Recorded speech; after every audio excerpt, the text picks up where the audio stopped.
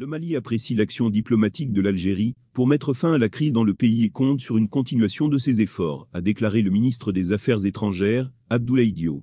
Selon lui, l'Algérie joue un rôle important dans l'apaisement des tensions au Mali, et Bamako invite le pays des Fennecs à s'engager davantage dans le travail de médiation. Le ministre a également salué la position tenue jusqu'à présent par l'Algérie pour le retour de la paix au Mali, lors d'un entretien avec le président algérien Abdelmadjid Tebboune, qui s'est déroulé avec beaucoup de franchise et de sincérité selon lui. Au Burkina Faso, l'inquiétude monte suite à l'enlèvement de 50 femmes par des djihadistes présumés dans le nord du pays.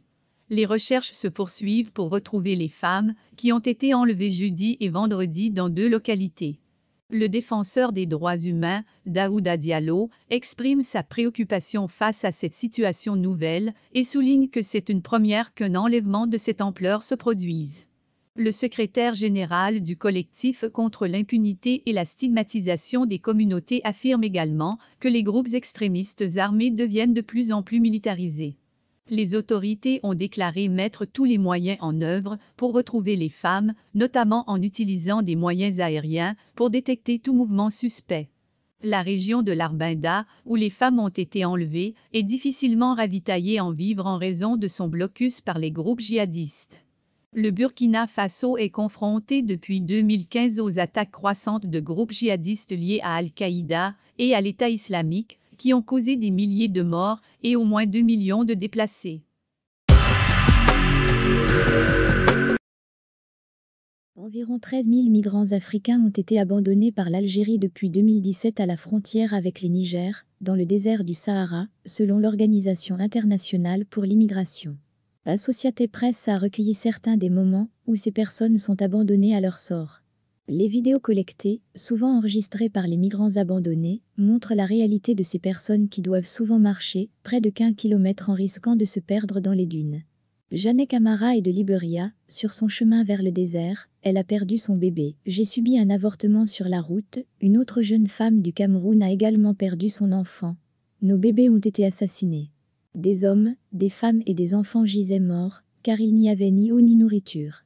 Certaines personnes étaient blessées et d'autres ont disparu dans le désert, car elles ne connaissaient pas le chemin.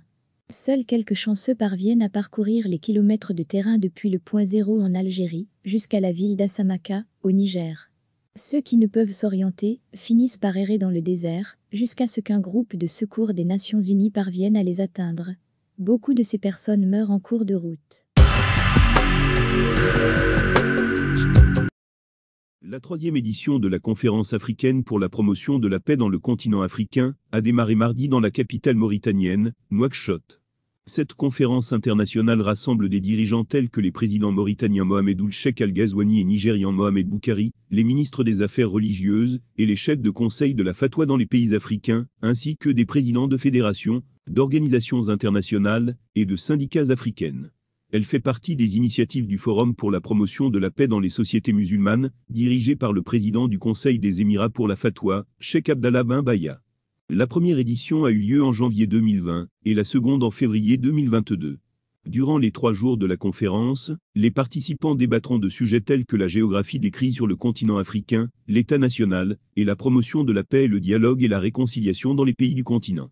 Il y aura également des ateliers sur le rôle des établissements d'enseignement dans la promotion de la paix en Afrique et sur les questions de migration irrégulière. Dans son discours inaugural, le président Ould Cheikh Al Ghazouani a déclaré que la défense de la paix, de la sécurité et de la stabilité ne peut être efficace qu'en immunisant les esprits contre les discours qui glorifient la violence sous toutes ses formes, et a appelé à l'établissement d'une culture de priorité pour la paix et la sécurité en général, car c'est une condition préalable au développement et à la prospérité. Il a également souligné que cela nécessite un travail constant pour renforcer les valeurs de justice et de fraternité.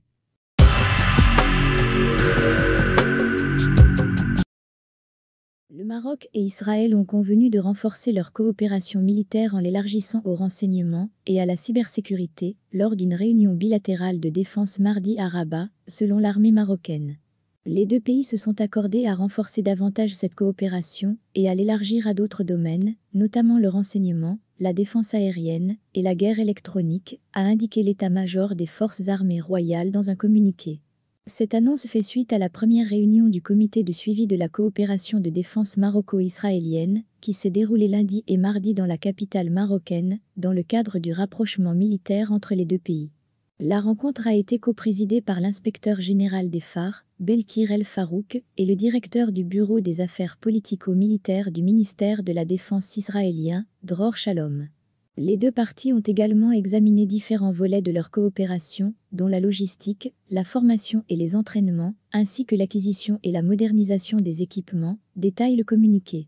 Une coopération porteuse d'intérêts mutuels et basée sur la confiance et le soutien réciproque, s'est félicité Belkir El Farouk, le numéro 2 de l'armée marocaine. Ruslan Obiansu, le fils du président de Guinée équatoriale, soupçonné de vente d'un avion de la compagnie aérienne nationale, a été arrêté et placé en résidence surveillée, selon la télévision d'État. Les autorités avaient ouvert une enquête après avoir constaté la disparition de l'appareil de la compagnie Seba Intercontinental, qui se trouvait en révision de routine en Espagne. Obiansu aurait vendu l'avion à l'entreprise Bint et Technique, spécialisée dans la maintenance aéronautique. Il était auparavant secrétaire d'État chargé des sports et de la jeunesse et actuellement directeur de Seba Aéroport. Le vice-président Théodoron Nguema Obiang, également demi-frère de Ruslan, a ordonné son arrestation immédiate et sa mise à disposition de la justice. Théodorin Obiang a lui-même été condamné récemment pour avoir frauduleusement constitué un patrimoine luxueux en France dans le cadre des affaires de biens mal acquis.